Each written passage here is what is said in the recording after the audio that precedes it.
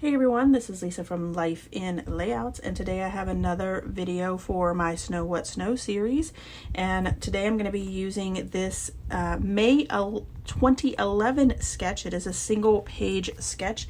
I am going to be following the sketch pretty closely, using some photos of a baby goat that we encountered when we were visiting my nephew in Illinois. So I am going to be using this dark wood grain paper, and I am in love with this paper. It's the dark wood grain, and then it has like navy, almost black snowflakes on it, and I think that contrast is gorgeous. So I do go ahead and pull out this tone on tone navy paper. It's very hard to see in the video, but it is almost like snowflakes, like white snowflakes, but they're like really pale. They're like a light color blue on the background of that paper, and I think that it just does so well. So I decide to use this cream color paper with the trees on it. You're not going to be able to see really a design at all. I like the fact that it had that cream, which was a big contrast against the navy, and so that's why I decided to use it. I did decide to gut this paper because I knew that I wanted to use that paper again, and since I was putting such a large piece over the top of it, I wanted to make sure that I didn't waste any of it. So I do go ahead and cut out a big kind of chunk in the center of it, and I kind of cut out too much because of what I'm about to do with this navy paper, which is what the sketch calls for, is to tuck it up, and it gives me that little kind of peekaboo piece at the bottom, but you can see that there's just a little tiny piece, and I do go ahead and kind of Frankenstein that back together to make sure that I can see that wood grain background behind it and it's not just a big hole. So I'm trying to decide what I'm going to put over on the kind of like right hand side of the layout, and I first thought about using this card here. I do go ahead and cut it out into a really cool shape. It says all bundled up, but I don't really like it, and so I'm gonna leave it there for just a second and kind of come back to it. That's what I usually do when I don't know what I'm going to be doing with a particular piece. So I pulled out this word paper and used my border punch to cut the edges of it, and I really wanted to line it up so that you could read all of the words, like it would be like a straight line of words. So I do kind of cut it down a little bit, and the words that I end up having there are cozy, icicles, fireplace, cozy, and icicles again. Because the story with this little baby goat is that he was definitely born a little too early, and unfortunately did not survive the night, but we were trying to do our best to keep him as warm as possible in that situation. But that, you know, it's farm living, right? And so things sometimes happen that are not the best. So here is where I decide to go ahead and take out that all bundled up and actually use this card here with the mittens, and that's how I'm going to do my journaling as well. I'm going to put that right there, kind of in between those mittens.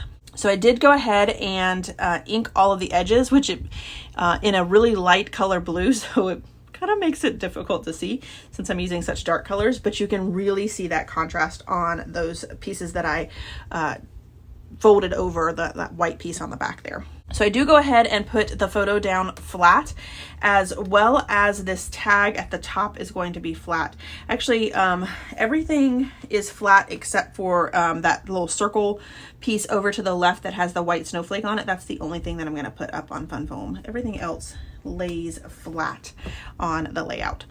And when I'm putting all of this down, I put that wood grain piece there because I definitely wanted to cover up the fact that I didn't have enough to cover the area, and then it just kind of ended abruptly, that word writing. So I used that to kind of give it a grounding piece. Right above that, I do go ahead and put in 3 little small snowflakes, so 3 different size snowflakes there. One that's actually looks like a snowflake. It has a cutout snowflake, and then a circle snowflake, and then just a little tiny dot as well. So here's where I'm going to go ahead and Frankenstein this piece back together so that you can actually see the wood grain in the background. So I just cut the piece down and then adhered it back to the back. I have these like naked letters So they're just like a naked chipboard color, and you can add anything you want to it. Ink, alcohol inks, you can do your distress inks, anything like that on them. So I do go ahead and spray them this like gold color, which really helps mimic the wood grain pieces. So I'm just writing Baby Goat. That's my title. It's nothing really fancy. My journaling does talk a little bit about, you know, what we did for the baby goat, but the goat, I'm actually using a light blue, really brings out the word icicles in those wording, and the chipboard pieces have white snowflakes on them. So I really like the way that that stand out, and they were like different colors in the packaging. So I'm glad that I was able to pull out all 4 letters in the light blue. And so I do go ahead and add in my word baby with my Nuvo liquid glue just to make sure that it stays down. And then I'm going to use this jute twine at the top there to kind of give my tag a little string pieces. So now I'm just going to go ahead and add in a couple more pieces. I wanted to add a 3 cluster up there at the top, so I do go ahead and do that with a red snowflake. The little circle pieces actually come from the Alpha set that I had. I think they were actually like the eyes, like the dots of the eyes is what I used, but I just like that little touch of blue to match the title that I'm going to be using.